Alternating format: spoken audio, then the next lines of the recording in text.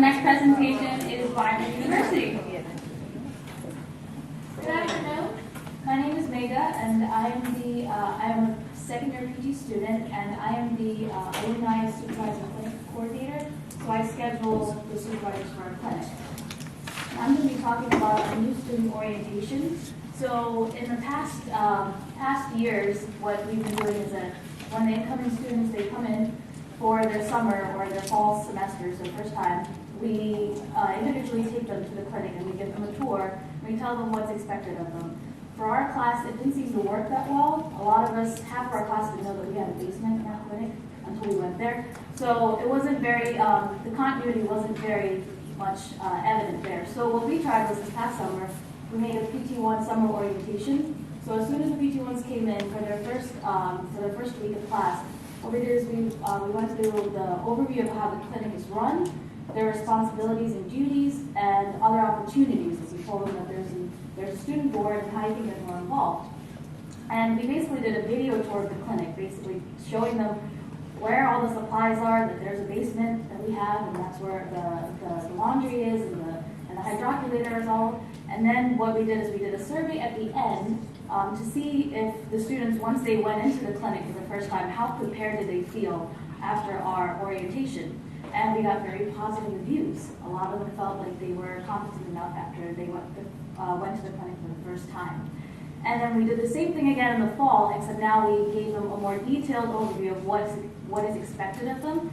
So now that they're starting to learn how to take blood pressure and different parts of the curriculum out there learning, we told them that now you're more responsible for chart reviews, writing your own soap notes, billings, and many other responsibilities. Again, we give them a survey at the end to see how comfortable they felt now going into the fall semester and going into the clinic and treating a patient maybe even one-on-one so early into their curriculum. And what we did later on was we took surveys from alumni, we took surveys of the PT2s and the 3s. We got their feedback to see how comfortable they felt working with the first year students. And they were all they spoke very highly of the first year students. So we feel like we're doing the right thing. And what we plan on doing is to continue this orientation. We're going to give all of what we have, all the presentations to the upcoming PT2s in a few months, the upcoming PT2s. And we're trying to find a more effective way of administering and collecting the surveys. That's what we hope to do. And basically what we would like to do is have meetings with each class and kind of give them an overview of what we're working with and important updates. We haven't been able to do that because how the PT3s and the 2s and the 1s have different schedules. What we hope to do is that we have a meeting at least once a month, kind of getting all the classes together and hopefully getting them up to date on what we're doing. So I'm kind of opening it out to you guys. If you have any ideas or suggestions of what you've been doing at your clinics to better the student orientation, or any ideas that you have.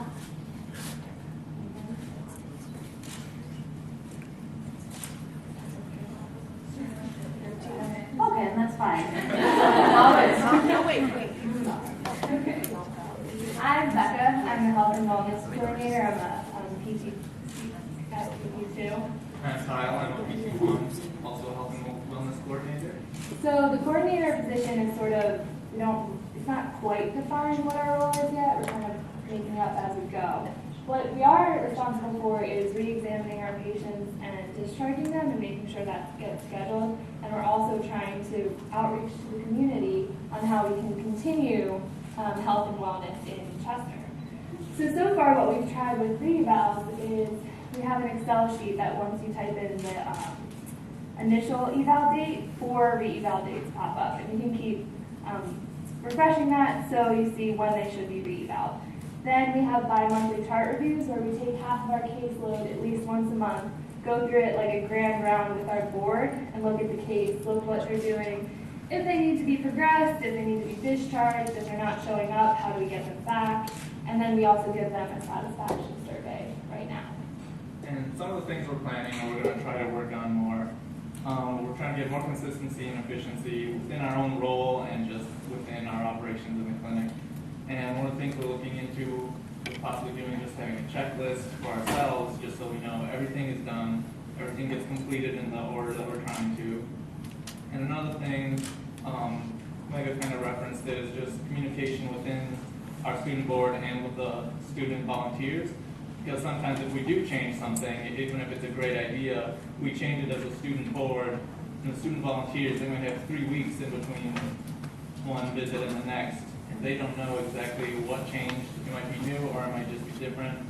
And so if we can, we're going to plan on trying to get everything, if we have an idea, hashed out in between all the student board members, and then possibly we would go and tell our class and then reiterate it again when we're actually in the clinical setting. And we're also thinking of doing weekly check-in calls with the patients, because one of the things that we saw from our satisfaction surveys was sometimes they felt they weren't getting the feedback they needed from us. So we're going to try to work on that as well. Does anyone, how do you guys go about re-evaluating your patients, or do you even run into that as a problem? Or do you just do the initial exam and treat and don't have the results yet, or nothing? That's okay. Questions at the end, too. Yeah. Another thing we are looking into is care after discharge. So when we discharge these patients, like, what happens to them? Do they continue to exercise? Do they continue to take care of their health? So we did try promoting a gym membership at the local YWCA. And it was low cost. The gym wasn't what you would normally think a gym is. It was sort of an open room with some machines. But it could work for a gym after discharge. Unfortunately, that is being closed for a couple months for their own renovations, so that has stopped. So we're looking for other areas in the community that we can form a relationship with, so that we can, if we have to discharge a patient, which we should be doing, where they can go to continue their exercise. Another thing is we're trying to plan the discharge appointments. A lot of times patients get discharged because they haven't been showing up. And even after we call and talk to them, they just decide that they don't want to come back. So they never really leave with a comprehensive home exercise program. We've had a couple patients where we had a planned discharge appointment and we're able to give them like a whole stack of papers and things to do and ways to contact us once they were discharged. So we're trying to do that more in the future as well.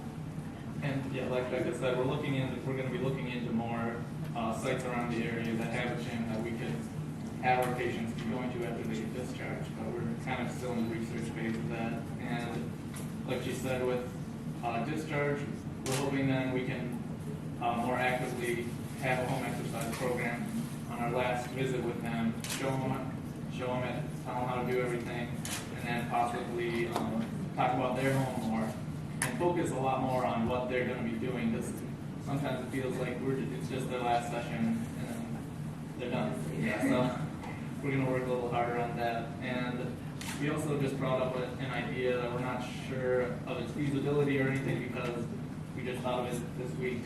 And of if there's a way that we can have kind of a gym day at our clinic, or just a set, like a 4-hour block every week, where we wouldn't need as many staff there, where it's an open gym and they can come in and use the equipment.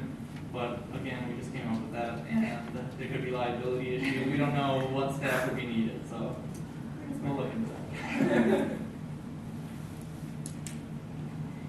My name's Haylin. I'm a PT2, and my job on the board is student relations officer.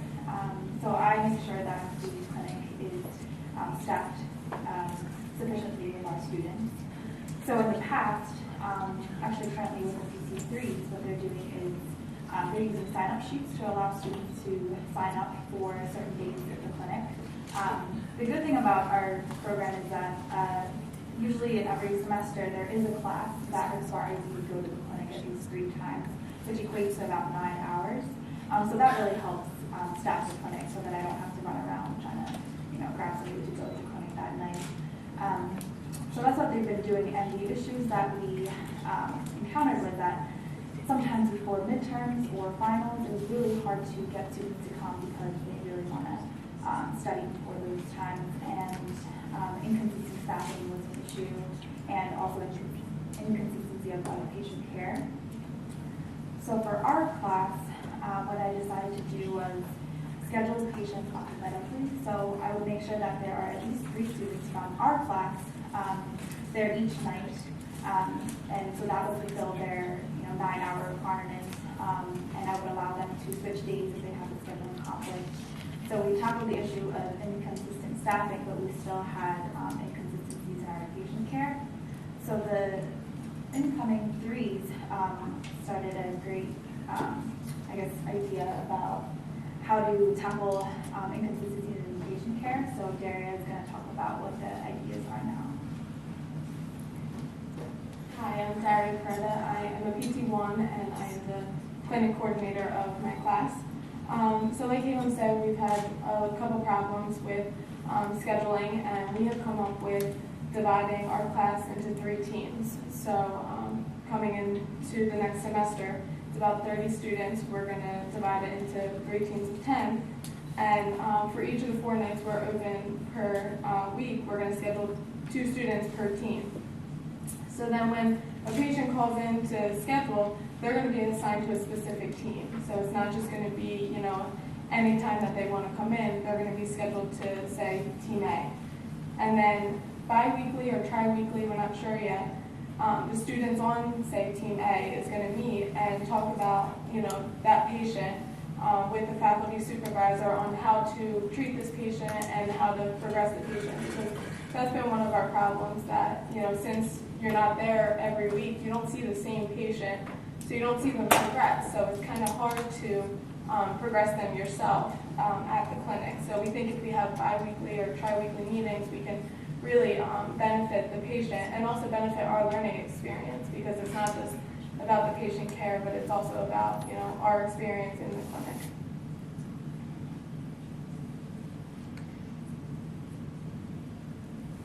Okay, my name is Nicole, and I'm also a PT2, and I'm the client advocate.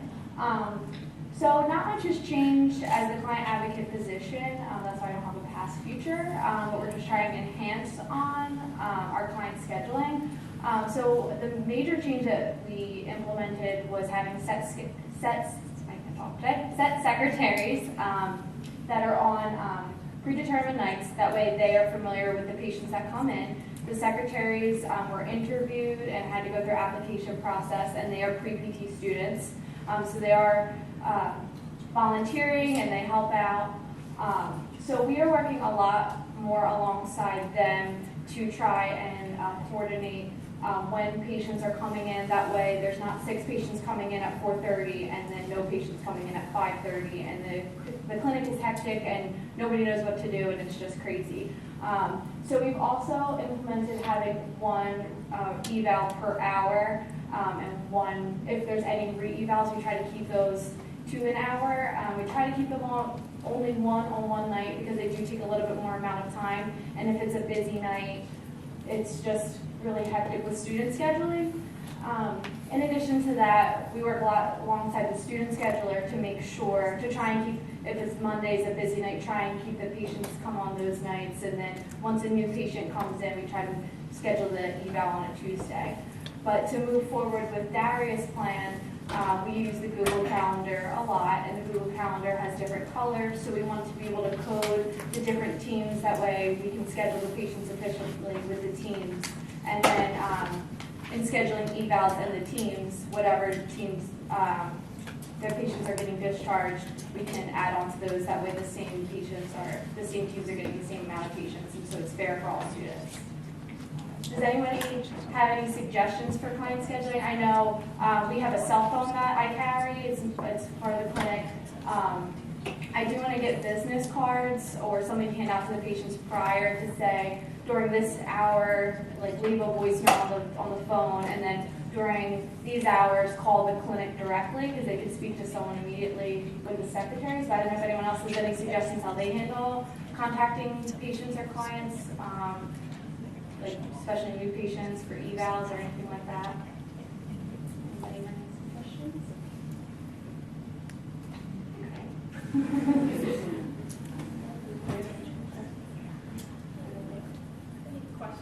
Is there any questions? We kept it kind of short because we wanted kind of like discussion on how your clinics are working or what problems you're running into. Because I know, especially for health and wellness, we have all of these ideas and then we get to the community and we're like trying to get it started and then just stops, and it's sort of discouraging, and we run into that problem a lot. So we're always looking for new ideas, or who should we contact, or what have you guys found success with in the community to get things going. So if you guys have any ideas or suggestions, go ahead. Did you say that you had 2 different phone numbers that they could contact during certain hours? Yeah, so the cell phone that I have is just a prepaid phone, so that's different than the cell phone because the clinic is through Widener University, so that has a different cell phone number, or a different telephone number. So I often find that a patient will contact both numbers, and then by the time I get to them, they'd already spoken to someone at the clinic too. So it is like a little consistent in that. It may be less confusing to have one number that you could put on like an appointment card or a business card, so that they may not get frustrated and we just may be quicker. Yeah, I agree. That's how our phones are, like for appointments, call this number. So one of the challenges with that is the reason we have the cell phone is because that's always with the person who does the scheduling. That person isn't always at the clinic. So if someone's calling to cancel an appointment, we don't want them to call the cell phone, we call the clinic. So yeah, one number would be great. It'd be great if we could figure out how to make one number with both of those phones. Yeah, we have that person, we have, as part of that person's like responsibility, we have them at clinic every night, every Tuesday night, so that if the client calls, there's one number for them to call, and then they blast out an email saying that the client is canceled. We find that to be fairly effective. Go ahead. Yeah, that's great. Do you guys send out reminders for appointments to your patients? Like, do you contact them like the day before and say, hey, don't forget, you have an appointment tomorrow? Well, when we receive like initial email, we try and schedule them like as soon as possible. So hopefully like the next day or the day after that. But we ask the clients to schedule a few weeks like in advance, so that way they know that they're coming Wednesdays and Thursdays at 4:30 for like their schedule for the next month. So that way we can be consistent with our staffing as well. But no, we don't have call. not been sending out reminders for appointments. So we could try that, even if the secretary is on. Yeah. We do that too, which is helpful, but also for your health and wellness, it sounds kind of like our education. We found a lot of success with nursing homes, skilled nursing facilities, places like that about fall prevention or different assistive devices, making sure they know like how high their walker should be, things like that. They've been very receptive and kind of kept a relationship with us. And then also we're going to start trying to reach out to local YMCAs because they have so many programs that go on. Right. So if you find that relationship with one person there, they can point you in directions of 5 different things that might need your help. Yeah. So circling back to the mock clinic that you guys do, we at Rutgers now, we kind of modeled our mock clinic off of what you guys do, and some of the things that we sort of improved upon too or added to were a simulated patient, and we also created like a mock chart for the new students to kind of do a simulated chart review or a simulated patient, and we got a lot of really great feedback from the students having that experience before they're actually thrown into the clinic and expected to sort of, you know, maybe do it for first years, do an intake. They kind of got to do it in a less threatening, I guess, or less threatening environment, and they have the opportunity of doing it first. So it was just the way we run a normal clinic. It was just that students portrayed the patient and became the standardized or simulated patient, and we had the chart and everything ran the same way, and then we showed them where the paperwork was, and then we showed them how to read through that chart and what a typical application or intervention and plan of care would look like for that chart, and what their responsibilities would be as a first year versus a second year. And then we also, we find like a lot of the younger students are a lot more nervous about it.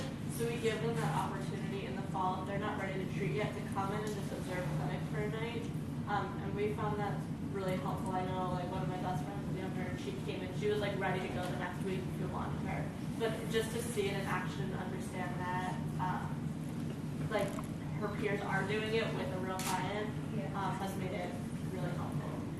We actually have in the summer, when you're one, you go in 3 times in the summer and watch. And that, I know that for us was helpful, and then when you do orientation, like that's added on to how comfortable you feel when you actually get in there in the fall. As far as your team, what you said with your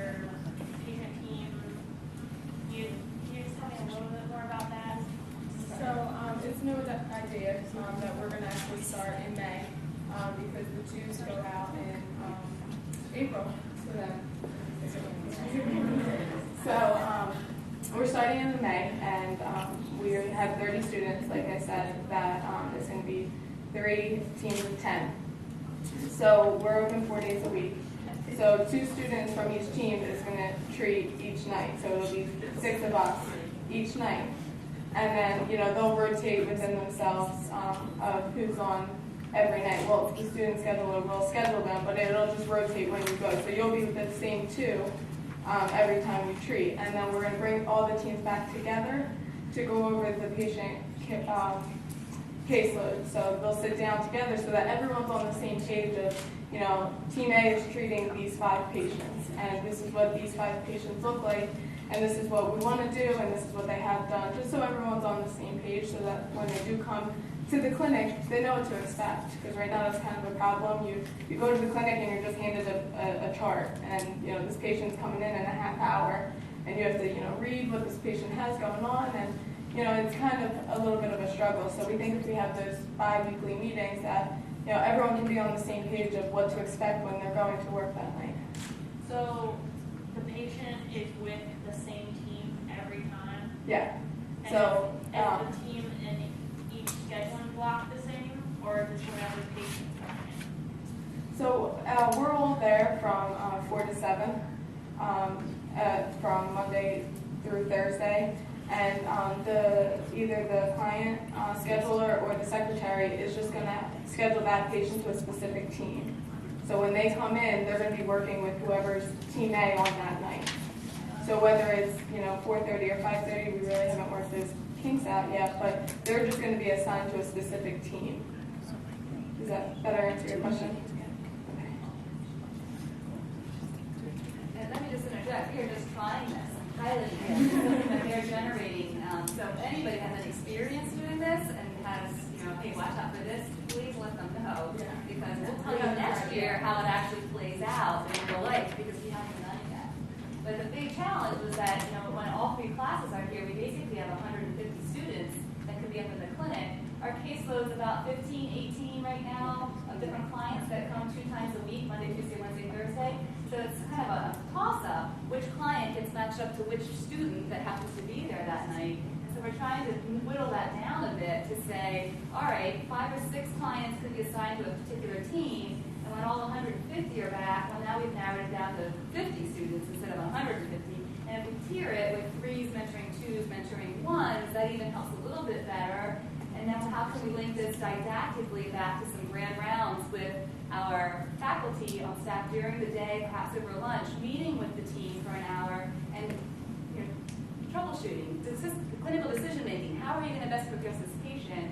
We're hoping that maybe that helps to be a better experience for the students, and perhaps also a better experience for the client because they're having more consistent care. And maybe we can have a less no-show rate if there's some kind of ownership and relationship and rapport that develops between the team and the clients that are coming in. That's our hope. So again, we're looking for any feedback and guidance because we're going to just try it. I think the biggest thing that I've heard from students that aren't on the board is that when they go to the clinic, that they kind of just don't know what's going on. And so when we do chart reviews with our board, so we know what we say in our chart review and what should be assessed in the re-eval and what interventions should be discharged or added. And when a student that's not on the board is doing the re-eval, they kind of don't know the conversation or they don't know why things are changing. So it's kind of making it more of a wider PT program rather than just the student board are the ones that know everything. So it's kind of keeping everybody in the loop at all times. How do you keep volunteer morale and motivation high? We have to go. I mean, it makes my job easier because it's required. I mean, we have to go at least 3 times. It makes my job easier because I'll put them on for 3 nights. And actually, for this semester, this was the first time ever we came across some overstaffing problems because our clinic has been growing, and it's much easier to tell students not to go in that night than to actually if they want to go in that night if it's a really busy night. So when I schedule them alphabetically, I make sure that there's 3 of us. Some students will so far I haven't heard any complaints about it, so I'm kind of just running with that. And I mean, there are days where, you know, class is over and you're really tired and you kind of just want to go home, but you have to go to clinic. But once you're there and once it's over, you're like, oh, I actually got to see what I learned, like something like this week. I got to do it on the patients. It's like, and it's beneficial, and I feel like it's complementary to, you know, what you're doing in class, to actually experience it, and to have a supervisor PT to guide you. I definitely leave there always feeling like I made the right choice. Yeah, many of our classmates complain about going, but then once they're there, they actually have a really good time. Yeah, I would hope because this is what they're gonna do. So, you know, and like, yeah. So, yeah. I tried to do the math in my head and I couldn't. So when it comes to the amount of like slots are filled due to requirements, then how much overhead do you have where you have to rely on people to volunteer at that point? Do you know what I mean? Yeah, it depends on the semester. So Yeah. for like the first 2 months of this semester, all 3 classes were here, and we actually dealt with the overstaffing. Okay. Last summer, it was just the twos around, and so we kind of dealt with an understaffing problem. So like that summer, I went at least once a week, and I think the board basically did that. So we kind of, when we're low staff, the board just kind of takes over and takes that extra responsibility on and goes in more. And there are some students who do like being up there and will show up, so we haven't had too much problem with that. And I like to send weekly reminders, like on Sundays. I do send an email to the class for the students that are going that week, you know, just to go up and say them for that. But yeah, I do that so that they're reminded that they have to go that week. Does the clinic close over Christmas, spring break, that kind of thing? Well, I mean, it's open over the summer. We close for 2 weeks in December, and then we're still open, and we're closed for 2 weeks in August. But other than that, when we're on spring break or CSM break or anything like that, the clinic is still open. So we have volunteers that can still come in. So we never really close for an extended period of time besides like a 2-week break. We don't close longer than that. To go along with the scheduling, one of the things that we use is Volunteer Spot. I don't know if anybody's ever heard of that, but it's nice in that it's an online scheduling resource, and it sends automatic emails out. So you can remind people of when they signed up, and people can like change or exchange. It's free, right? Yeah, it's free. It's free too, so it's nice, and so it takes off a little of the coordinator's responsibility, and it's a reminder, and people can like see, they can schedule, like you have to do 3 hours throughout your whole entire semester, so people can like set theirs immediately for the semester, and they can share it with people or switch it around. So yeah, Thank you. Look at that. yeah. So we just found it pretty useful to use. So.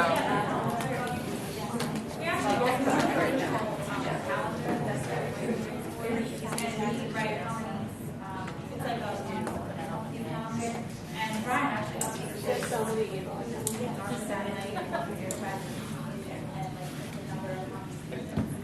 it's not always up to date, but it kind of gives you an idea of you know, how many students are there, if there are enough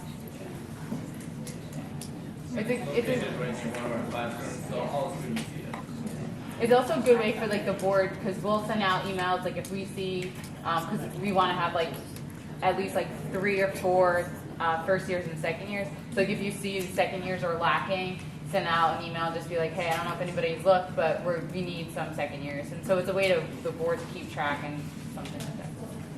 We also use the Google Calendar. Everyone is able to access that. And I usually look at it on a weekly basis to just to make sure there are enough students. We have a smaller patient population than you guys, because we're not awesome whiners.